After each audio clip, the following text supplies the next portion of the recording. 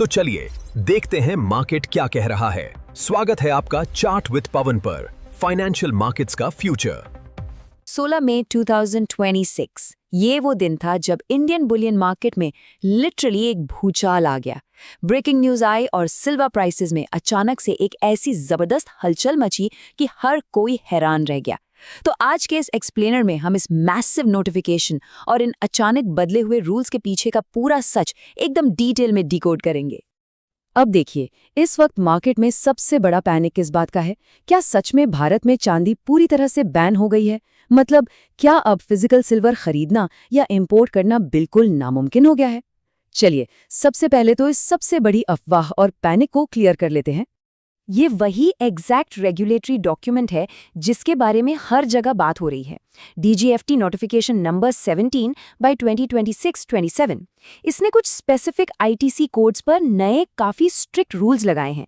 पर देखिए, हेडलाइंस हमेशा आधी कहानी बताती है ना। आज हम उन हिडन एंगल्स को समझेंगे जो हेडलाइंस में कहीं ना कहीं मिस हो गए हैं। तो सबसे पहले बात करते हैं इन रूल चेंजेस की।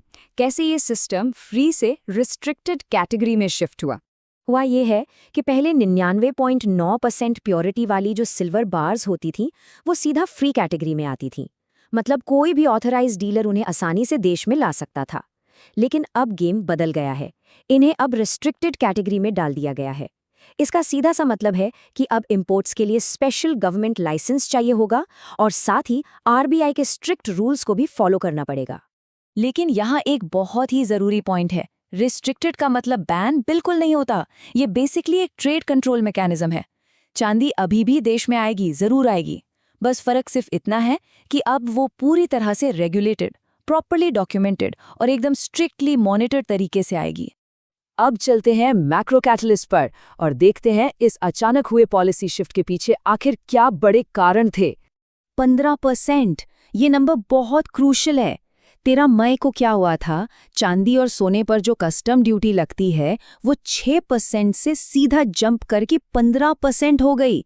सोचिए, एक ही झटके में इतना बड़ा ड्यूटी हाइक। और हम सब जानते हैं कि जब टैक्सेस अचानक से इतने बढ़ जाते हैं तो मार्केट पार्टिसिपेंट्स और ट्रेडर्स क्या करते हैं? वो लूप होल्स ढूंढने लगते हैं। तो बस इस ड्यूटी हाइक के तुरंत बाद मार्केट में जो रिएक्शंस देखने को मिले, उन्हीं की वजह से सरकार को मजबूर होकर ये तुरंत एक्शन लेना पड़ा और इंपोर्ट्स को रिस्ट्रिक्टेड स्टेटस में शिफ्ट करना पड़ा। पर असल कहानी सिर्फ ड्यूटी हाइक की नहीं है। एक बहुत बड़ी जियोपॉलिटिकल चेन रिएक्शन चल रही है दुनिया में। वेस्ट एशिया में जो टेंशन्स चल रही हैं उसकी वजह से US डॉलर ग्लोबल मार्केट में लगातार स्ट्रांग होता जा रहा है। और जब जब डॉलर स्ट्रांग होता है, हमारे इंडियन रुपी पर एक भारी प्रेशर आता है।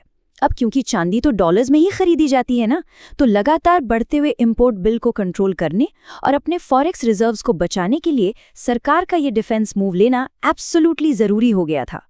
तो अब आते हैं एक ऐसे हिडन एंगल पर जिसे लोग अक्सर मिस कर जाते हैं, और वो है मैसिव इंडस्ट्रियल डिमांड।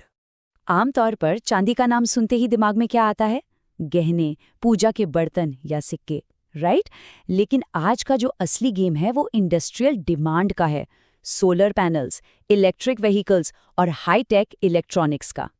देश में इस वक्त एक बड़ा ग्रीन एनर्जी बूम चल रहा है और इन सभी हाईटेक मैन्युफैक्चरिंग प्रोसेसेस में चांदी एक क्रिटिकल रॉ मटेरियल होती है। इसलिए इस मैक्रो स्ट्रैटेजी को समझना बहुत इंपॉर्टेंट हो जाता है। आने वाले वक्त में EV और सोलर सेक्टर्स की वजह से सिल्वर की डिमांड बस एक्सपोनेंशियली बढ़ने ही वाली है। अगर इस सप्लाई चेन को आज ही रेगुलेट नहीं किया गया तो फ्यूचर में ग्रीन एनर्जी बूम के चलते एक मैसिव डॉलर आउटफ्लो हो सकता है। ये एक्चुअली एक फॉरवर्ड लुकिंग स्ट्रैटेजी है। अब आगे बढ़ते हैं मार्केट इम्पैक्ट की तरफ। देखते हैं कि इसके क्या प्रोज हैं और क्या कॉन्स। तो पहले बात फायदों की करते हैं। सबसे बड़ा प्लस पॉइंट ये है कि इससे इंडियन रुपी को सपोर्ट मिलेगा और ट्रेड डेफिसिट स्टेबलाइज होगा। इसके अलावा देश के अंदर डोमेस्टिक रिसाइकलिंग बूस्ट होगी और ट्रांजैक्शंस की स्ट्रिक्ट ट्रैकिंग से इलीगल ट्रेड और स्मगलिंग पर काफी हद तक लगाम लगेगी। लेकिन दूसरी तरफ कुछ नुकसान भी हैं। शॉर्ट टर्म में लोकल मार्केट्स में फिजिकल सिल्वर की सप्लाई टाइट हो सकती है। इसका नतीजा ये होगा कि लोकल प्राइसेस इंटरनेशनल रेट्स के मुकाबले प्रीमियम पर ट्रेड कर सकते हैं। और एक और चैलेंज है पेपर वर्क और नए नियम।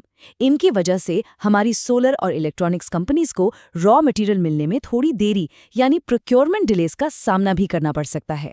तो इन सब के बाद सबसे बड़ा सवाल, आगे क्या होगा? सिल्वर मार्केट का भविष्य कैसा दिखता है? अगर हम शॉर्ट टर्म आउटलुक को देखें तो सप्लाई टाइट होने की वजह से लोकल मार्केट में दाम थोड़े ऊपर जरूर जा सकते हैं। ये काफी नेचुरल सा रिएक्शन है।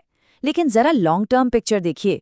ग्रीन टेक्नोलॉजी और मैसिव इंडस्ट्रियल यूसेज की जो बेतहाशा डिमांड है, उसके चलते चांदी के कोर फंडामेंटल्स आज भी बहुत ही ज्यादा ब्राइट और स्ट्रॉन्ग बने हुए हैं। और हाँ, और अगर इन नए रूल्स के बाद फिजिकल सिल्वर खरीदना या होल्ड करना थोड़ा कॉम्प्लेक्स लग रहा है तो घबराने की बात नहीं है। मार्केट में कुछ और ऑल्टरनेटिव्स भी तेजी से पॉपुलर हो रहे हैं, जैसे कि सिल्वर ईटीएफ्स और डिजिटल सिल्वर। ये बेसिकली ऐसे फाइनेंशियल इंस्ट्रूमेंट्स हैं जो मार्केट का पूरा एक्सपोजर देते हैं, वो भी बिना किसी फिजिकल मेटल को स्टोर करने या किसी लंबा चौड़ा पेपर वर्क करने के झंझट के। तो आखिर में जो सबसे बड़ा और सबसे दिलचस्प सवाल खड़ा होता है वो ये है कि एक तरफ ये सख्त इंपोर्ट रिस्ट्रिक्शंस हैं, दूसरी तरफ लगातार बढ़ता हुआ ग्लोबल डॉलर प्रेशर है और फ्यूचर में वो मैसिव ग्रीन इंडस्ट्रियल डिमांड है। इन सब फैक्ट्स को मिलाकर देखा जाए तो क्या आने वाले दिनों में सिल्वर प्राइसेस सच में 1 लाख का बेंचमार्क क्रॉस कर जाएंगे? इस बदलते हुए रेगुलेटरी लैंडस्केप पर हमारी नज़र लगातार बनी रहेगी।